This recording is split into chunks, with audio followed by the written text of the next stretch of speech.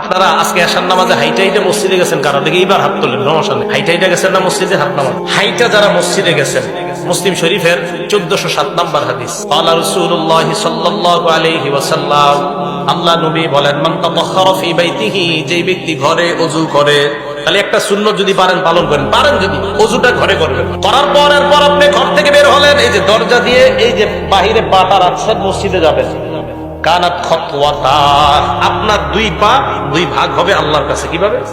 প্রথম আপনি পাটা রাখলেন, তাহুত্তু খতিয়া, পা রাখার সাথে সাথে আপনার গুনাহ মাফ।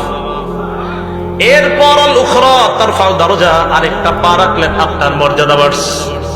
তাহলে নামাজের দিকে যদি আপনি যান, সুম্মা মাশা ইলা বাইতিন মিন বুয়ুতিল্লাহ, আপনি যদি ওযু করার পর আল্লাহর কোন ঘরের দিকে রওনা করেন, এক পা ফালাইবেন গুনাহ মাফ, আরেক পা ফালাইবেন মর্যাদা বেড়ে যায়।